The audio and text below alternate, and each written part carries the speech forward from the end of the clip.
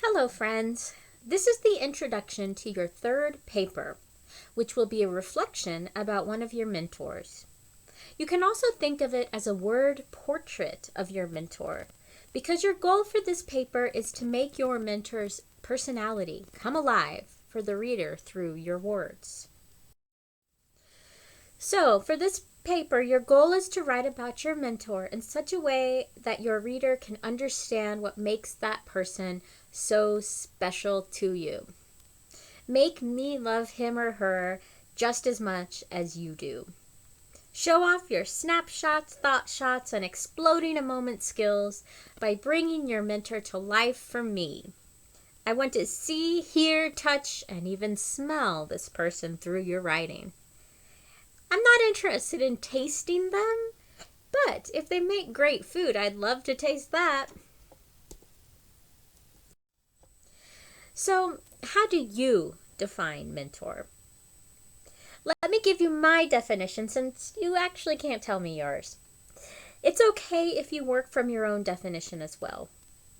I define mentor as anyone who has had a positive and influential impact on my life. I would include a variety of types of relationships, even between friends, as meeting the definition of mentor. You may define it a little different. Many students like a narrower version of mentor than I do, and that's fine. Who are some famous mentors you can think of? I came up with a list of mentors from TV, movies, and literature. Many of you, maybe you can think of some others that I missed. First, we have the two famous wizards, Gandalf and Dumbledore.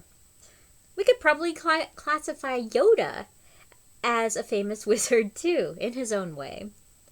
You also have people like Mr. Miyagi from Karate Kid, the teacher from Dead Poet Society that got all the kids to recite poetry while standing up on their desks, Mary Poppins, Coach Carter, Ben Parker from Spider-Man, Charles Xavier from X-Men. And I would even include Haymitch from the Hunger Games. And of course, in the picture here, I've included Antiope, Wonder Woman's badass aunt who taught her how to fight. Who am I missing? Sometimes students struggle to choose a mentor for this assignment. I've created this list of possible categories of people who often fall into mentorship roles. They could be parents, another family member, a teacher, a coach, a friend, someone who taught you a lot about your hobby or interests, someone from church, someone you work with, etc. I would particularly love to read a reflection about someone with an unconventional mentor. I wrote one of my papers about my sister who's younger than I am. Something I loved in Stranger Things was the way that the character Steve ended up thrown into a mentorship role with Dustin, helping with his hairstyle and coming to the rescue. Sometimes reluctant mentors are the most interesting. Formatting and logistics are always the same for our reflection assignments. 2 pages, double space, 12-point font with a title that you have converted to a PDF and submitted by Sunday at midnight. Your main goal with this is to use your showing, not telling skills. One of the mentors I wrote about was Barb, my high school English teacher.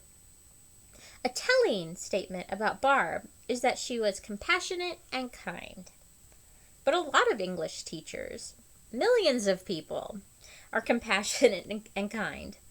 What makes Barb particularly compassionate and kind? Well, the way to do that is by being specific through showing experiences. I came up with 3 examples of experiences I had with Barb that show her compassion and kindness. First was my friend Nick's funeral, when she hugged me and made me feel included. Second was the visit to Barb's house after a difficult breakup, when we sat around and talked for hours. Finally was the experience in which Barb encouraged me to submit a poem for publication and to participate in a poetry reading. After you have some examples, you can work on developing these examples to show your reader the qualities that make your mentor special. Again, in order to show, you need to be specific. In my example, the telling statement would be, my teacher, Barb, was exceptionally caring and compassionate. She made all her students feel important and loved. A more showing statement would be, as I walked into Nick's funeral at an unfamiliar church, where many of my friends went but I didn't, I felt like I didn't belong and like people were judging me. Then I saw Barb, with a crowd of students surrounding her. She said, "Elise!" and grabbed me up, pulling me into her arms for a deep hug. She made me feel as though I was the exact person she needed to be with in that moment. I left her arms and entered the chapel, with the scent of her floral perfume still lingering on my clothes, enveloping me in a soft armor. As always, I have provided a number of mentor reflections in my mini memoirs filed under course documents on Moodle.